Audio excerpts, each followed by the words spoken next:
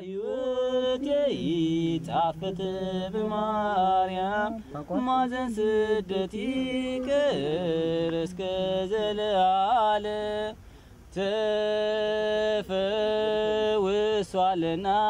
በእመቤታችን የመሪባ ውሃ ተባረከልን። በእግዝእትነ ማርያም እንድናለን። አገሪቱ መልካም ኑሮዋ መራራ። I said it. It's our tradition. Oh yeah, because why? Because white man used it to. They do it with our great grandfather. Now we are not going to wait somebody to burn it. I will burn ourselves. Wala plan it is.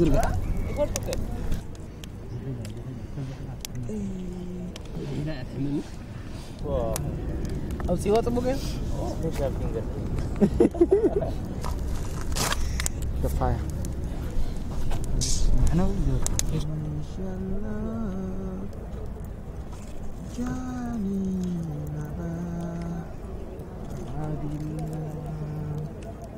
Africa Unite. Yes.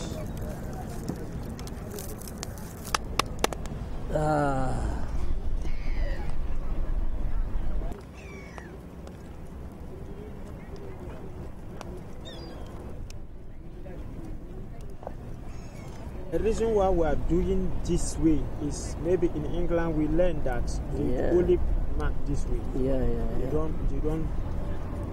don't put here like maybe Europeans. They do every point of that. When Sylvain Georges started his cinematographic work in 2006, he wanted to explore European migration policies. First, because he thought that was a good indicator of the state of Western democracies. Second, because the subject of migration had been a center of French politics for decades and crystallized a certain number of problems. Unique in French cinema, his first works present migration politics in a new light, destroying common representations. Sarkozy, c'est le premier à avoir, en 2002, fixé des quotas de reconduite à la frontière. C'est-à-dire qu'il y a toujours eu des reconduites à la frontière en France, même sous les gouvernements socialistes précédents. Par contre, c'était la première fois qu'il y avait des quotas chiffrés. Et qui donc on est passé de 10 000 reconduites à la frontière en 2002 jusqu'à 30 000 aujourd'hui sous Valls, puisque Valls continue la politique initiée par Nicolas Sarkozy. Et pour arriver à reconduire à la frontière 30 000 personnes, ça nécessite l'arrestation à peu près de 150 000 à 200 000 personnes. Et donc, sous Nicolas Sarkozy, pour arriver à arrêter ces personnes, on voyait des dispositifs, la police usitait des dispositifs qui sont ni plus ni moins que ce qu'on appelle des rafles. Je dis ça sans esprit de... je dis ça parce que c'est vraiment l'appellation du dispositif. Le mot rafle en France a été très connoté. Alors dans les années 60, ce qui est très marrant, c'est que moi j'ai vu des archives, les journalistes utilisaient le mot rafle sans problème. Aujourd'hui, ce qui est très marrant, marrant entre guillemets, c'est que le mot rafle, tout de suite, l'emploi du mot rafle tout de suite vous renvoie à des positions pseudo-extrémistes, d'extrême gauche. On vous accuse de pratiquer des amalgames avec la Seconde Guerre mondiale, etc. Donc il y a une confiscation de ce mot-là, alors qu'il ne fait que désigner ni plus ni moins un dispositif. Donc, un dispositif qui a été usité par la société française, par la France, par le gouvernement, la police, etc., avec des finalités différentes. La finalité des rafles aujourd'hui, des personnes sans papier, n'est pas celle des rafles des Juifs pendant la Seconde Guerre mondiale, c'est bien évident. Ce qui ne veut pas dire pour autant que les conséquences ne sont pas terribles, voire même intolérables et inacceptables. Et donc, en 2005, vous aviez des gros dispositifs de rafles avec... moi, c'est le film que j'ai fait, N'entre pas seulement dans la nuit, pardon. Qui est le premier film fait sur les rafles en 2005 sur les personnes sans papier, et le premier film dans lequel on voit une révolte de sans-papiers qui met fin à la rafle, qui est quelque chose d'extrêmement singulier. Pour moi, on aime ou on n'aime pas le film, en tout cas c'est très important pour moi en tant que document d'avoir réussi à produire ce document-là. Asseyez-vous, asseyez-nous, asseyez-nous s'il vous plaît. Démission, Sarkozy, démission, Sarkozy, démission, Sarkozy, démission, Sarkozy, démission, Sarkozy, démission, Sarkozy, démission, Sarkozy, démission, Sarkozy, démission, Sarkozy, démission, Sarkozy. Libérez nos camarades. Libérez nos camarades. Libérez nos camarades.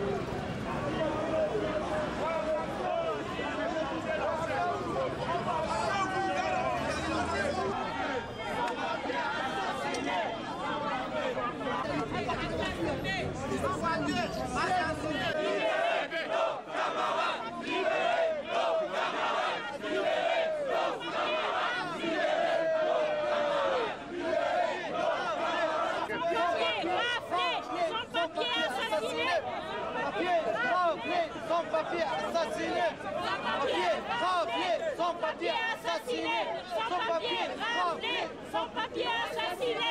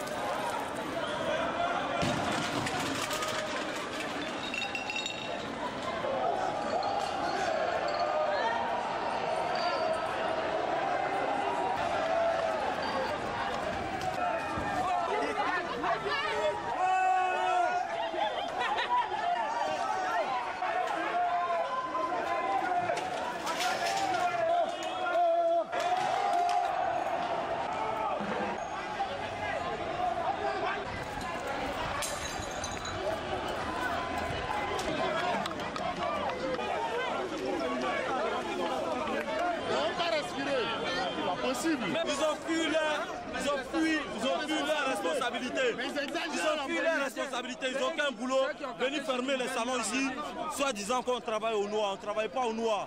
Mais on ne peut pas être comme ils veulent. Si on n'a pas de papier, on va rester au métro travailler. Bon, on travaille, on les paye les impôts et tout. Le capitaine là, qui est derrière là-bas, il nous fait chier, franchement. Donc c'est la première fois qu'on se rebelle ici. Il y a des expérimentations politiques qui peuvent avoir lieu dans ce qu'on appelle les politiques dites migratoires, comme il peut y avoir aussi des expérimentations politiques et économiques qui peuvent avoir lieu à l'échelle d'un pays, la Grèce par exemple. Et donc, en ce qui concerne les politiques migratoires, je me suis rendu compte qu'il y a un certain nombre de dispositifs qui sont testés, qui sont expérimentés et qui sont ensuite susceptibles de s'étendre, qui sont ensuite susceptibles de s'adresser au plus grand nombre.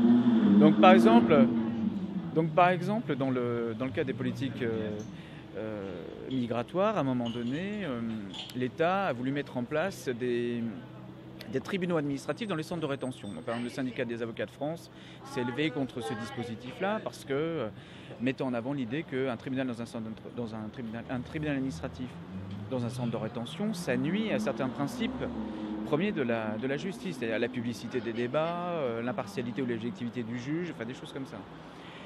Le syndicat des avocats de France a indiqué par exemple aussi que on pouvait très bien imaginer à partir du moment où on acceptait qu'un tribunal soit mis en place dans un centre de rétention, qu'ensuite la justice soit rendue dans des lieux qui ne soient plus des tribunaux. Et c'est bien ce qu'à un moment donné, Nicolas Sarkozy avait proposé, c'est-à-dire il a testé l'idée que la justice soit rendue dans des lieux, la justice pas uniquement concernant les immigrés, hein, mais les Français, enfin la population dans son ensemble, dans des lieux qui ne soient pas des tribunaux. Il a lancé le ballon d'essai, ça a été très mal reçu, ça a été retiré, mais donc les velléités étaient là. Donc il y a une dimension expérimentale. Et lorsque j'ai démarré donc, mon travail sur l'immigration en 2006, j'ai peu à peu pris conscience de ça en travaillant notamment sur un lieu qui me semblait intéressant d'aborder pour initier mon travail, qui était une zone de transit très célèbre qu'on appelle et qui tient place dans la ville de Calais. Alors la ville de Calais, pourquoi? Parce que la ville de Calais, à l'époque, donc c'était une ville, et ça l'est toujours de plus en plus, mais enfin tout autant, c'était une ville extrêmement médiatisée. C'est-à-dire une ville où moi je me suis rendu compte, les corps étaient exposés politiquement, et où la politique s'exposait aussi. Hein, donc un lieu dialectique comme ça. Un lieu qui s'inscrit dans ce qu'on appelle la problématique de l'après-Sangatte, c'est-à-dire fermeture en 2002 du centre géré par la Croix-Rouge, qu'on appelait le camp de Sangatte, hein, qui offrait des nuitées, le gîte et le couvert comme ça aux migrants qui voulaient aller en Angleterre. Le centre est fermé en 2002, au prétexte que ça crée des appels d'air, hein, c'était le terme employé. Et en fait, on s'est bien rendu compte que ça n'a absolument pas réglé la problématique. Hein. Ça n'a fait que la déplacer. C'est-à-dire que les 1500 migrants, et non pas les 3000 comme à l'époque le préfet l'indiquait, se sont disséminés sur le nord littoral avec un pôle de fixation. 1500 migrants avec du turnover, hein, mais c'est à peu près la population qu'on compte. Avec un pôle de fixation, c'est disséminé donc sur le nord littoral avec un pôle de fixation dans la ville de Calais. Pourquoi? Parce que Calais, c'est la ville la plus proche de l'Angleterre, c'est la ville la plus importante au nord, il y a des parkings, il y a des ci, et ça. Bon. Lorsque j'ai travaillé en 2006 quand j'ai décidé de travailler en 2007 sur Calais, après avoir été au Maroc, en Libye, etc., mais de m'arrêter plus précisément à un moment donné sur Calais, c'est une ville qui avait déjà donné lieu à un certain nombre de représentations, des reportages, des news, des documentaires. Bon, mais moi, je n'étais pas satisfait des représentations qui étaient données de cette ville.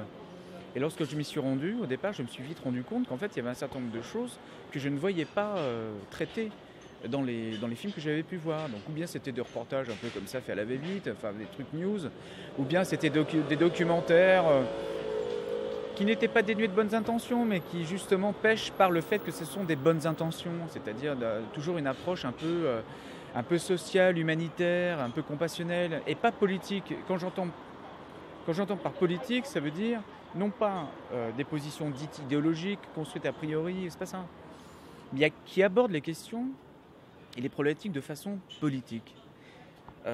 C'est-à-dire qu'en fait, en gros, pour schématiser, si une personne danse sous un pont, c'est pas le fait de la société, le fait du destin ou je ne sais quoi. Ça résulte de décisions politiques, de ne pas construire des lieux d'accueil, de ne pas construire des politiques qui se fondent sur l'accueil des immigrés en France, par le fait de construire des politiques qui font que certaines populations issues de telle ou telle partie du monde ont besoin pour venir en Europe d'un visa, et l'obtention du visa est extrêmement difficile. Donc, nécessité d'utiliser des voies dites illégales pour venir en Europe. Bon. Donc tout ça résulte de décisions politiques, ce sont des situations politiques. Et donc ce qui m'importe, c'est non pas de traiter ça de façon humanitaire, sociale, c'est-à-dire de mettre en avant une approche plutôt misérabiliste ou victimaire des personnes migrantes, mais bien au contraire politique, c'est-à-dire en disant que ce sont des situations qui sont construites et quelles sont donc à partir de là les conséquences de ces politiques et de ces décisions politiques. Hein? Et c'est ça mon approche en fait, comprendre ce que sont les politiques migratoires via leur application par des dispositifs sur les terrains, quels sont les dispositifs sur les différents terrains où ça peut s'appliquer, donc quels sont les dispositifs utilisés pour appliquer ces politiques-là, et quelles sont les conséquences donc de ces politiques.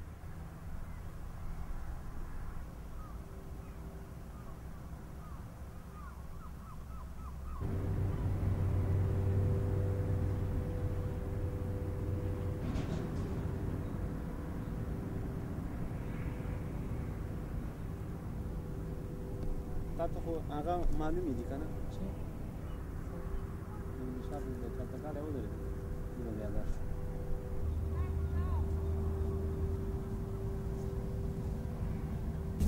चिल्ला सब उधर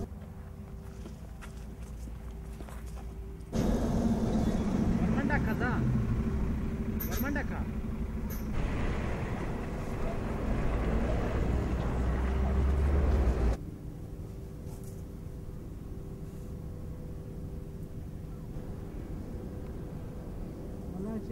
جواد دا اوس وخت جاندرمه ولا ګرځي پرون دا وخت هم دلته راغلی دغه هغه نه زنګ وهه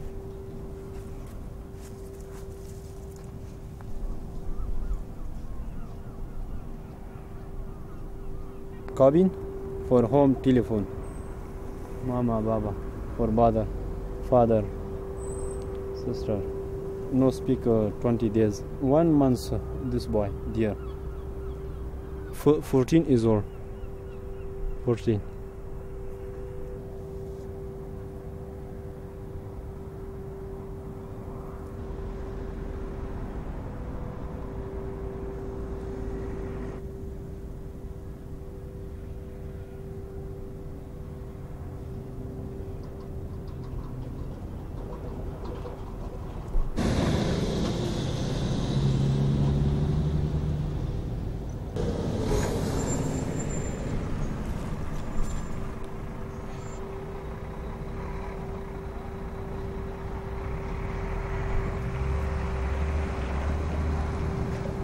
chance.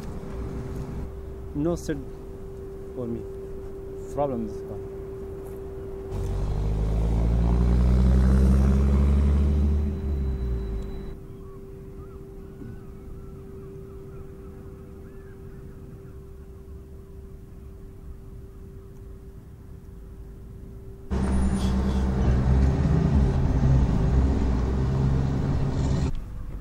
Good chance.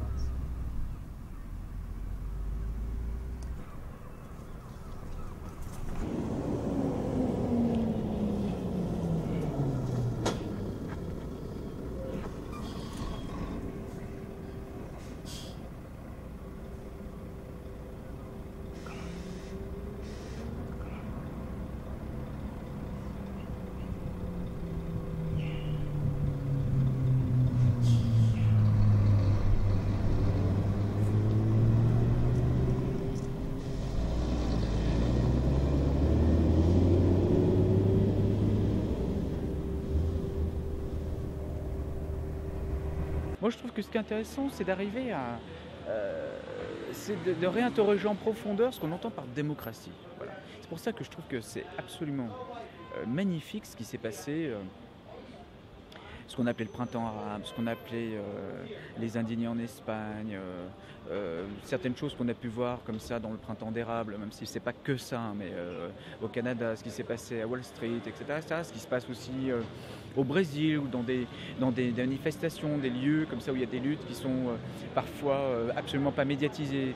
C'est cette espèce de position un peu insurrectionnelle entre guillemets qui refuse un état des choses, qui refuse un état établi, qui refuse la politique fondée sur la représentation et qui essaye par des gestes minoritaires, parfois des gestes qui ne sont pas extrêmement efficients, pas efficients c'est pas le terme, qui ne sont pas extrêmement visibles, qui en fait proposent d'autres, ouvrent d'autres brèches, tracent de nouvelles lignes de fuite. Réinterrogeant en profondeur ce que sont les démocraties contemporaines. Moi, par exemple, je m'attache extrêmement beaucoup à des gestes, parfois des manifestations ou autre chose, ça peut être aussi des gestes artistiques, qui sont minoritaires parce que minoritaires dans le même temps, ça ne veut pas dire qu'elles n'ouvrent pas à d'autres modes de perception, à d'autres visions du monde, qui sont plus riches, qui sont plus justes, et qui permettent d'effectuer un jeu de bascule, un jeu des plateaux, des balances dialectiques. C'est ça qui m'intéresse de cerner, de comprendre, parfois dans les mouvements sociaux, qui m'intéresse aussi à cerner, à comprendre dans le geste migratoire, qui est aussi un geste politique.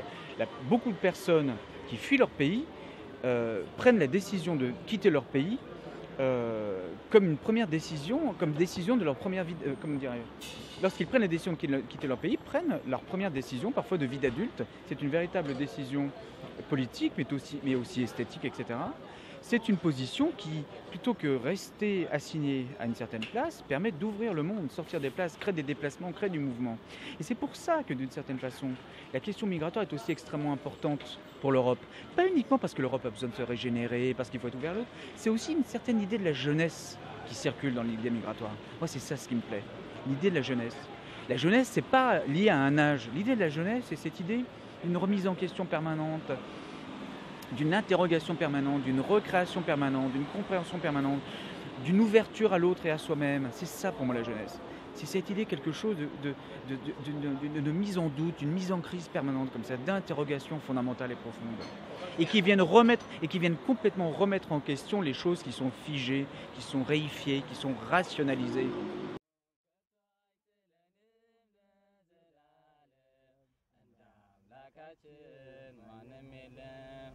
እጹብ ድንቅ ነው ውለታው እግዚአብሔር ለእኛ ያረገው ከቶ አይጥለንም ለዘላለም እንደ አምላካችን ማንም የለም። ከአባትን በላይ አባት ነው የልጆቹን ባሚገደው ድንቅ መንገታችን ተካፋይ አዛኝ ጌታ ነው ሁሉን ቻይ። እጹብ ድንቅ ነው ውለታው እግዚአብሔር ለእኛ ያረገው ከቶ አይጥለንም ለዘላለም እንደ አምላካችን ማንም የለም። እናትን በላይ አባት ነው የልጆቹን ባሚገደው ድንጋጌታችን ተካፋይ ያዘን ጌታ ነው ሁሉን ቻይ እጹብ ድንቅ ነው ውለታው እግዚአብሔር ለእኛ ያረገው ከቶ አይጥለንም ለዘላለም ለአምላካችን ማንም የለም።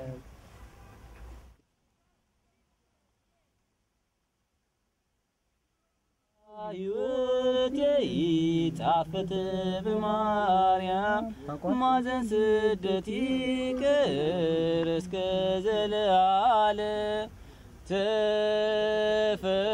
ተፈውሷልና በእመቤታችን የመሪዋ ውሃ ተባረከልን በእግዝእትነ ማርያም እንድናለን አገሪቱ መልካም ኑሮዋ መራራ ወስደት አለቀ ወገኔ በተራ ሽማግሌ እንዲጦር ሕፃናት እንዲያድጉ ኤልሳን የሚተካ አንድ አባት ፈለጉ ማሰሯን ጡጨውም ጨምራችሁ ሞት እንዳይነግስ በመካከላችሁ ማረን እንበል ኤሎሄ ብለን እንዋደድ እንዲሰምርልን ትውልድ ሁሉ ብፅዕት የሚሉሽ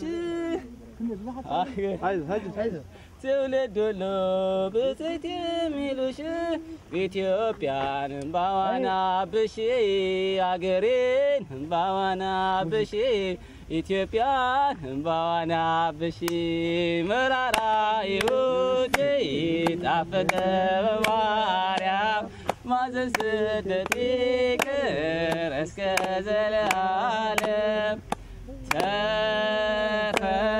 ተፈውሷልና በእመቤታችን የመሪዋ ውሃ ተባረከልን በእግዝእትነ ማርያም እንድናለን። ሜክሲ The God music. Maria, you know Maria? Jesus of Mother. Maria Exodus. You understand? Huh? Yes. Stand here now. We are ready for loss. Okay.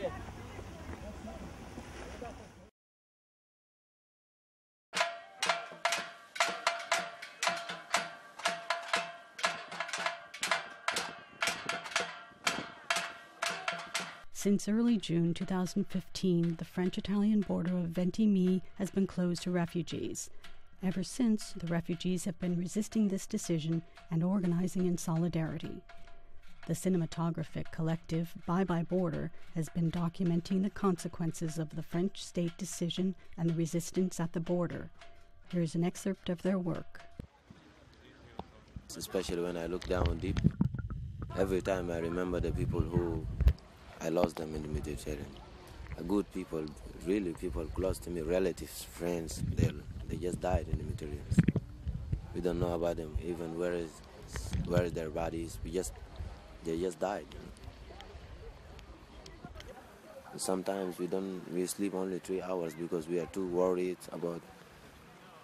We don't know what to do. I mean, we are trying to act normal, but we are not normal anymore. Because we already lost everything. We lost, even when we came here, seems like we're going to lose also hope.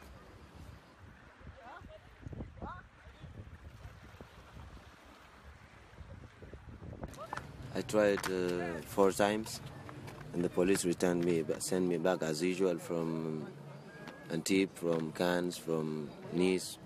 It seems like the border really crossed. There is no way to cross the border.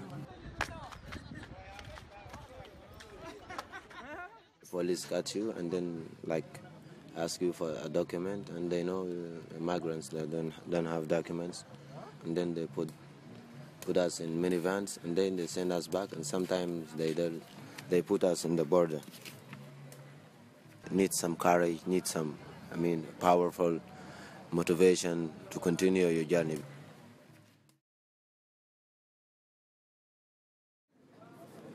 come presidio No Borders di Ventimiglia abbiamo fatto un'assemblea pubblica in stazione. La Croce Rossa quella sera ha deciso di chiudere il campo prima per evitare che i migranti partecipassero a quel momento conviviale, quindi hanno chiuso il centro alle 7 dicendo chi esce ora non potrà rientrare. A quel punto sono usciti una settantina di migranti con la prima fila incordonata e gli altri a mano alzate dietro e sono arrivati in corteo e hanno preso parola all'assemblea. Quella notte lì più di 100 migranti hanno deciso di prendere il treno insieme. Loro sono saliti sul treno, sono organizzati, c'è chi ha fatto i video, il treno è stato fermato a Benton Caravan, è salita la gendarmeria, ha intimato loro di scendere e loro sono rimasti muti e immobili. Tutti. Messieurs, on vient d'avoir la préfecture en ligne. Donc de toute façon, votre attitude, vous ne partirez pas ce soir, le train restera bloqué. Donc le préfet a été contacté. Ceux qui descendront, il y aura un traitement qui est fait comme d'habitude. Tous ceux qui ne rentrent pas, ce serait une rétention administrative et retour au pays. Vous êtes au courant? On va pas retourner. Monsieur, vous allez y retourner. Non, monsieur, vous vous engagez. Je ne vous parle pas à vous. Je ne vous parle pas à vous. Je parle à l'ensemble. Monsieur, je ne vous parle pas à vous. Vous avez décidé de rester. Vous restez dans le train, vous subirez les conséquences. Maintenant, ceux qui veulent descendre, vous pouvez descendre. Ceux qui ne veulent pas descendre, de toute façon, le train ne partira pas. On attend une décision. La décision sera prise. Donc, pour l'instant, on vous invite à descendre. Ceux qui veulent descendre, ça sera un traitement initial, comme d'habitude, il n'y aura pas de problème. Ceux qui ne veulent pas descendre, effectivement, ils s'engageront à des poursuites. Voilà. Ouais. Donc, ceux qui veulent descendre, vous pouvez descendre. Ceux qui veulent suivre ce monsieur, vous en subirez les conséquences. Voilà.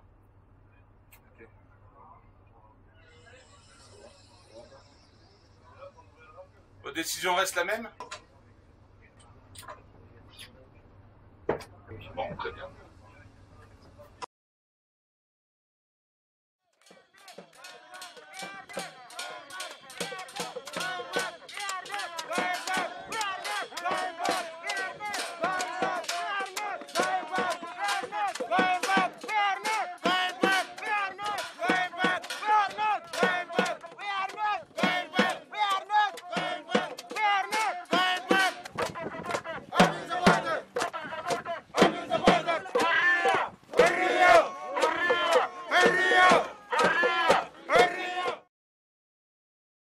Bawana bishi murara iuti tafata Maryam mazasdati kereska zalalam tafawswalna bmabitaችን የመሪዋው ተባረከልን በእግዚእትነ ማርያም እንድናለን መክሴ